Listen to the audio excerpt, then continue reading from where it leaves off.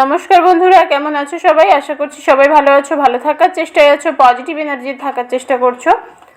আমি আজ আবারও চলে আসলাম তোমাদের জন্য একটা নতুন রিডিং নিয়ে। আজকে রিডিংয়ে যথারীতি আমরা তোমাদের প্রিয় মানুষের এনার্জি দেখব।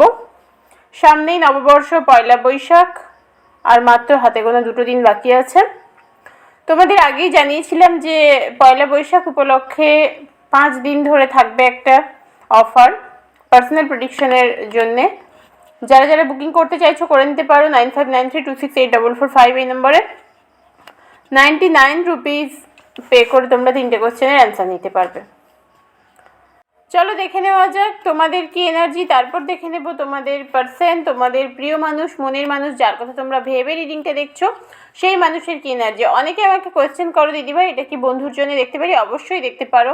এটা বন্ধুর জন্য দেখতে পারো, বন্ধু বান্ধবীর জন্য দেখতে পারো, তোমাদের কাছের মানুষের জন্য দেখতে পারো, হাজব্যান্ড ওয়াইফের জন্য, ওয়াইফ হাজব্যান্ডের জন্য। তোমরা যে কোনো ধরনের সম্পর্কে থাকো, যে মানুষটাকে তোমরা ভালোবেসে তার কথা এই মুহূর্তে ভাবছো, ভেবে রিডিংটা দেখছো, সেই মানুষটার সাথেই কিন্তু রেজনেট করবে।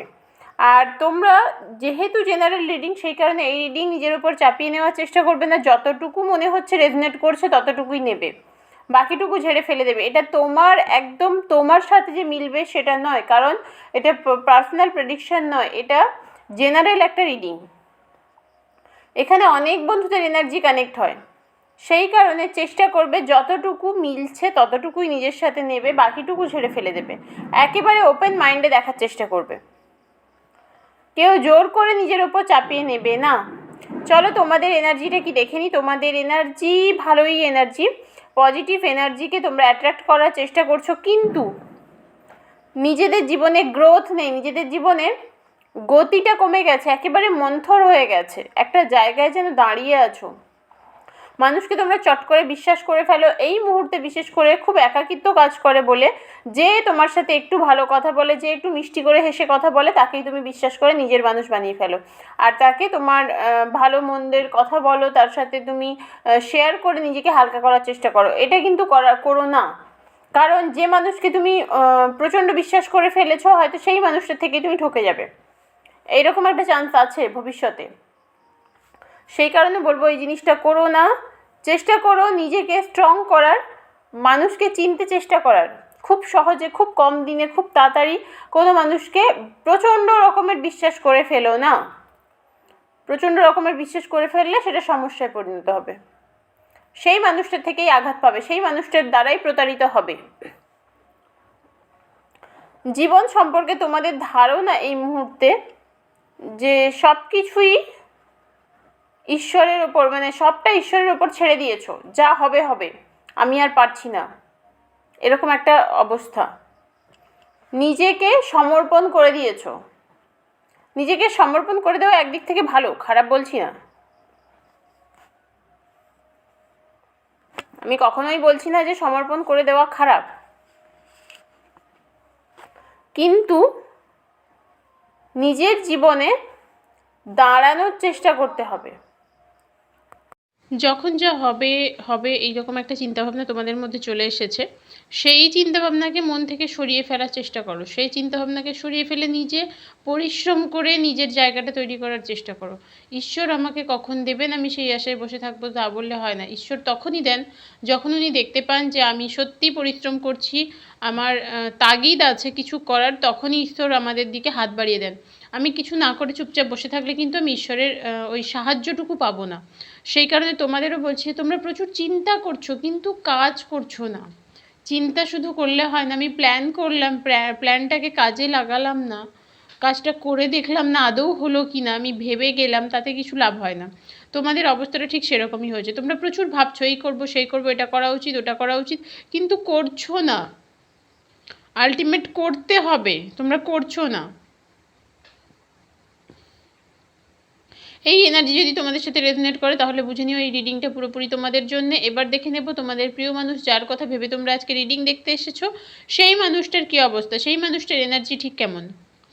তোমাদের প্রিয় মানুষটি আজও কিন্তু অন্ধ হয়ে বসে আছে, মানে উনি কিছু বুঝতে নারাজ, উনি বুঝেও বোঝেন না, দেখেও দেখেন না, এরকম একটা ব্যাপার। কিচ্ছু বুঝতে নারাজ, ওনার বারবার মনে হয় যে কিছুই হয়নি যেন। তোমাদের মধ্যে যে এই দূরত্ব, এই যে সম্পর্কের সমস্যা, ঝামেলা, এই জিনিসগুলো কিন্তু উনি ওনার মনে বিশেষ কোনো দাগ কাটেননি। ওনার এটা মনে হয় যে কিছুই হয়নি, সবই তো ঠিকঠাক আছে। উনি কিছু দেখেও না দেখার ভান করে আছেন, কিছু বুঝেও বুঝতে চাইছেন না, এইরকম একটা অবস্থায় উনি আছেন। ওনার কিন্তু লাইফে অ্যাচিভ করার প্রবণতা অনেক বেশি। উনি সবসময় চাইছেন কিছু না কিছু অ্যাচিভ করতে, যেটা তোমাদের মধ্যে অনেকটা কম। তোমার পার্সন কিছু সব সময় চাইছে, আমি কিছু এটা অ্যাচিভ করব, ওটা অ্যাচিভ করব।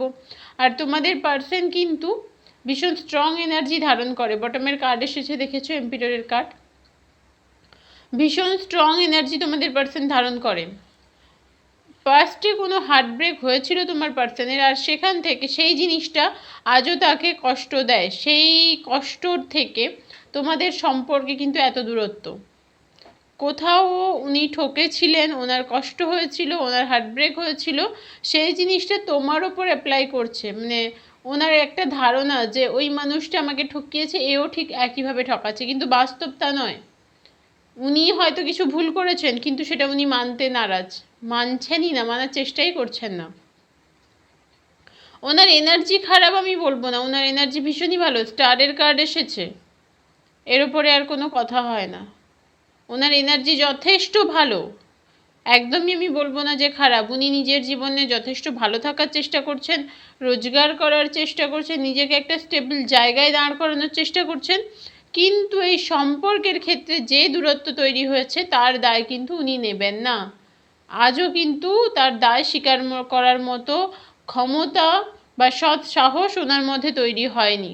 তোমাদের এই সম্পর্কে ব্যালেন্সের ভীষণ প্রবলেম ছিল। যদিও এখানে কোনো ব্যালেন্সের কার্ড আসেনি, তাও আমি বলছি যে ব্যালেন্সের প্রবলেম ছিল। কেউ একজন প্রচণ্ডভাবে দিয়েছো এই সম্পর্কে, আর কেউ একজন নিয়েছো। সেটা তোমার তরফ থেকেও হতে পারে। তোমারও যে একেবারে ভুল ছিল না তা নয়, তোমারও অনেক ভুল ছিল, অনেক ত্রুটি ছিল। তুমি কিন্তু নিজের ভুলটা স্বীকার করেছো বা করে নিতে চাইছো, কিন্তু তোমার পার্সন সেই জায়গায় থেকে সে তার ভুল স্বীকার করতে নারাজ। সেই কারণেই তোমাদের মধ্যে এতটা দূরত্ব। যে সম্পর্কটা একদিন ভীষণ ভালো ছিল, আজকে সেই সম্পর্কটার কথা ভাবতেও ভয় লাগে, এমনই অবস্থা হয়ে গেছে সম্পর্কটার। আমি বলতে বাধ্য হচ্ছি, সেটা হয়তো তোমাদের শুনতে খারাপ লাগে, তোমাদের পার্সন কিন্তু নিজেরটুকুই বেশি বোঝে। ভীষণ আত্মকেন্দ্রিক মানুষ, এক কথায় স্বার্থপরও বলা যেতে পারে। ভীষণ আত্মকেন্দ্রিক, নিজেরটুকুই বোঝে। ওর ভালো থাকা, ওর মন খারাপ, ওর সমস্যা, ওর ঝামেলা, এইটুকুই তার কাছে বেশি গুরুত্ব পায়। তোমার দিকটা কিন্তু সে কখনোই বিশেষভাবে ভেবে দেখেনি।